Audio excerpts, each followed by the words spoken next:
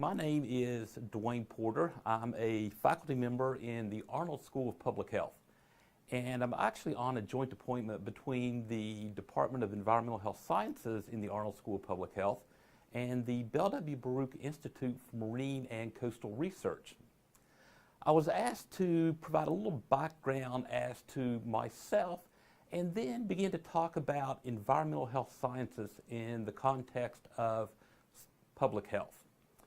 As a way of introduction, I grew up in the hills of West Virginia, a very rural state where we had the opportunity to both enjoy as well as gain a living from the environment. And I came to the state of South Carolina on August 1st, 1985 with a 3-year plan. I was going to come into South Carolina, learn what I needed to do, and get the heck out of Dodge. I'm now on my 11th 3-year plan, and in a large measure due to my association and gained appreciation for public health.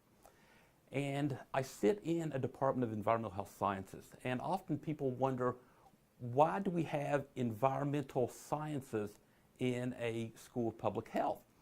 And I have to first off correct people and say it's not a Department of Environmental Sciences, but it's a Department of Environmental Health Sciences.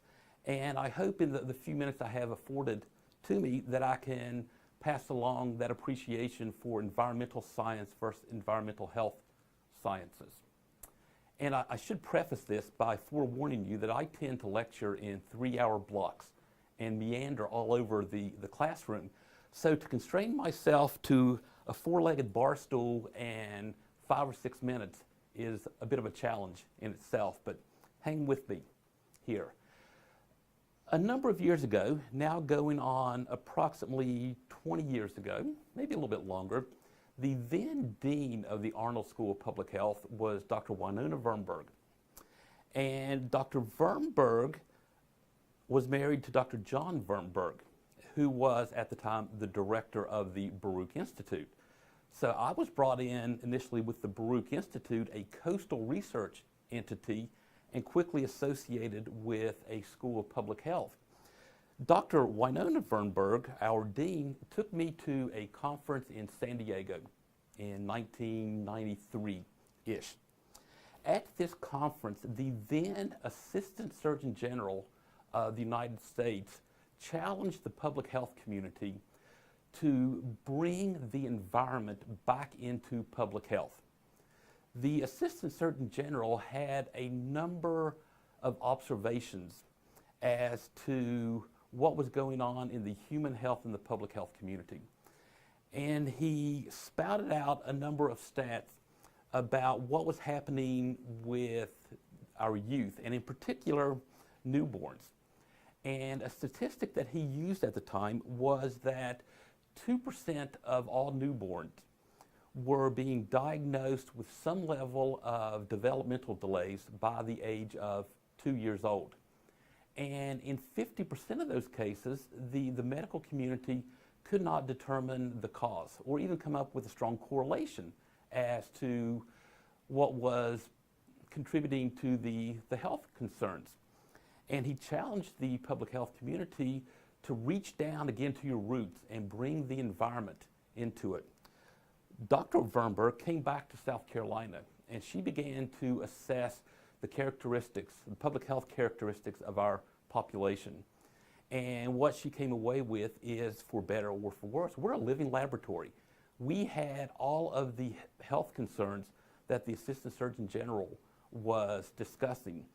And she took that as a challenge to work with her husband, Dr. Wernberg, to begin to advance our department to be a true Department of Environmental Health Sciences, to not just focus on the environmental aspect of it. This created a challenge for us because we sat in a school of public health, but we could have been a marine science program, to be honest with you, because we looked at grass shrimp and shellfish and sand movement and things that we didn't see the initial link to public health. So we had to restructure ourselves, and it was a learning experience. Sitting in academia in a school of public health was fantastic. We were forced out of our cubicles and out of our labs to start to talk to our colleagues in a variety of other departments, whether it's biostatistics or epidemiology or health education and promotion. It was a great experience, and we began to realize that the environment is much more than land, sea, and air. And these days, I like to refer my students and the folks we work with in the communities to the National Environmental Policy Act. So NEPA, for short, is the seminal piece of environmental legislation. It was passed into law by then President Richard M. Nixon on January 1st, 1970. And NEPA was intended to require the federal government to begin to assess the impacts of their activities on the environment.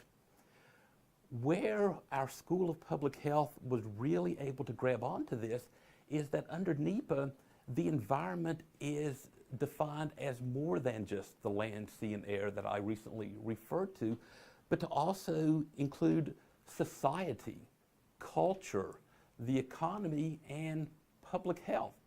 So under NEPA, we define the environment as much more broad than what an environmental science program may do. And so we look at the environment in a very different way. We look at how our activities may affect the environment, and oftentimes we refer to anthropogenic activities. And those are man's activities and the impact that we can have on the environment, either individually or collectively. And we also talk about physiographic influences, and that's where Mother Nature comes into play, whether we're talking about storm events or flooding, or nowadays we spend a lot of time talking about climate variability and changing temperatures. And these are all tied to physiographic influences that may or may not be impacted by our anthropogenic activities. So everything is connected within public health.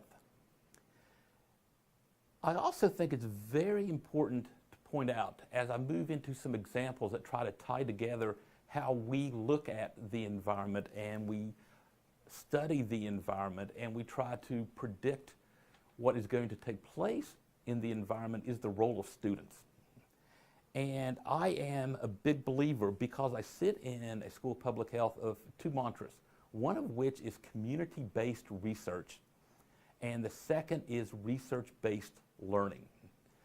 And community-based research means that we're not sitting here doing research just for the purpose of getting another publication. Publications are incredibly important in the academic and the research world, but more importantly is ensuring that we're doing research that is addressing the needs of our constituents. Whether we define our constituents as the residents of South Carolina, the people in the environment of the Southeast, of the United States, of North America, or our ever-shrinking globe, we have to ensure that we're doing our best to identify the needs that are out there and identify ways in which we can begin to address those needs to overall improve the quality of life. And our students are major contributors to the advancement of our research and improving quality of life. So one example I'd like to walk through that in my mind ties together this broad definition of the environment, the importance of community engagement, and using research to stimulate learning, evolved out of a former graduate student in our Department of Environmental Health Sciences. A number of years ago, we had a student who, a very ambitious young lady, who not only was a graduate student, but she was also a full-time employee of a state agency in South Carolina. And her responsibilities were tied to determining whether or not it was safe to swim in our beaches, and to notify the public as to whether it was safe or not, recognizing that tourism is a multi-billion-dollar a year industry in South Carolina, and we have folks from all over the country and all over the world these days who make annual treks to the greenscreen area, which also is referred to Myrtle Beach in South Carolina. And our state health agency has had a long-term monitoring program where they are monitoring the conditions of our beach swimming waters. And if they identify that there is an elevated bacterial level, they will issue a notification to discourage people from swimming in the beaches. The way that the process entailed is that a beach manager would go out to a beach on a given morning and take a water quality sample. The water quality sample would be sent off to a laboratory for analysis that would take up to 24 hours to complete. The lab would then return the results to the public health officials. And if there was an elevated bacteria level in the analysis, they would then issue a beach swimming advisory. The process sounds good on paper, and it is certainly compliant with the expectations and requirements of our federal agencies that provide guidance as to what is and is not safe levels of whether we're talking about bacteria or other contaminants in our swimming waters. But the process took 24 hours. And in doing so, we were potentially exposing populations, in particular vulnerable populations, our very young and our very old, to bacterial-laden waters for the course of a day at the beach. And if you have exposure to bacterial-laden waters, you can find yourself dealing with gastrointestinal disorders and other things that can be very disruptive to your week at the beach. And we try to not have that happen because it's not only a public health concern, but it's also a concern for economic vitality. If we have too many cases of our residents from Ohio coming to the beach and spending half their time at the dock in the box because their 3-year-old has ingested a lot of water and has a very upset stomach, they're not going to be coming back that often. So we had a public health concern and a concern for economic vitality. This student, who had a responsibility for issuing the beach swimming advisories, will admit that she was fine with the process up until such time that she had her first child. And the realization set in that she did not want her daughter or anyone to be exposed to conditions that could lead to an illness. And she took it upon herself, working within our department, to develop a graduate thesis that began to address the issue. And she identified ways in which we could come up with preemptive predictive models for assessing when the conditions were such that there may be a water quality concerns, a need to issue a beach swimming advisory. I can tell you that her initial efforts were not well received by everyone. In particular, the chambers of commerce were concerned that there would be this opportunity to provide a black eye to the tourism, because more often than not we would be predicting that there was bad water quality when in fact that wasn't the case. So we realized we had a responsibility as public health practitioners to ensure to the greatest extent possible the health of the vacationers and those at the beach, but we also have a responsibility not to oversell the science or to create a panic when there is not one.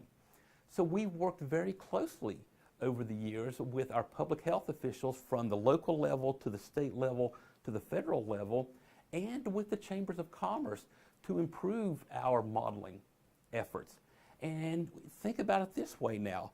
If we have the ability, because of a concern a student brought to our attention, brought to the attention of the state of South Carolina a number of years ago, that will allow us to better protect public health by issuing beach swimming advisories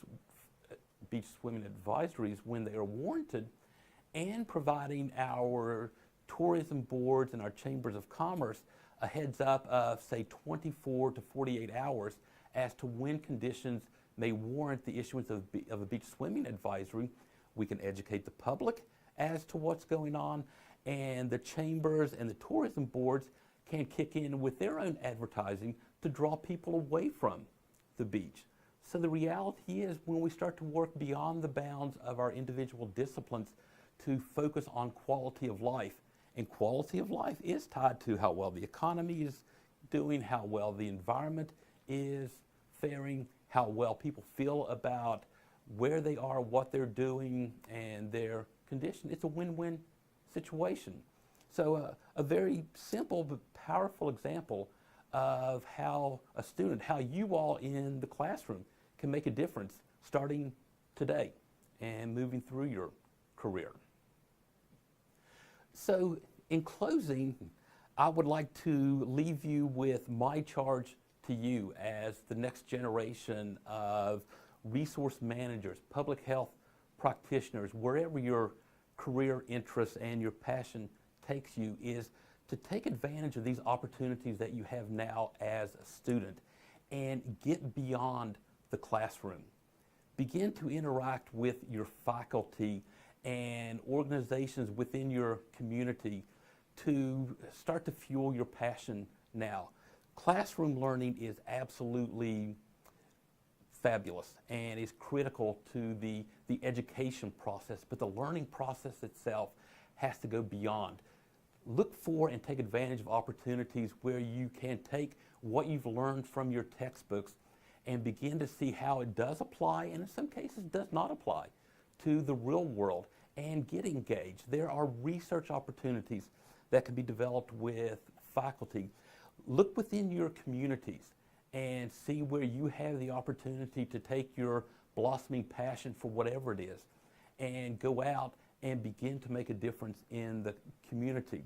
I will offer this up as my closing comment. A number of years ago, when I began to do some administrative work for our department, we did an initial survey of the agencies and organizations that either was hiring our students or should be hiring our students.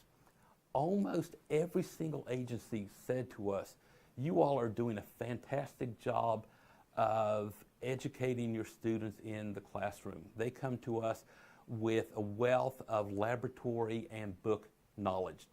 Then we have to spend the next 12 months deprogramming them as to how the real world works. Can you all please develop real world opportunities for your students so that they can merge the classroom learning with the real world? And our School of Public Health took that to heart. And we work very hard to identify and create opportunities for our students to take what they're learning in the classroom, such as an important course like this, and begin to apply it in the real world. It's never too early to begin that process. And what we find today is that those students that take that extra effort, go that extra yard, that extra mile, to develop skills that are relevant to the real world, that build upon their classical education training, then those are the ones that are head and shoulders above when it comes time to that next step in your career. So keep that in mind. Good luck and enjoy the course.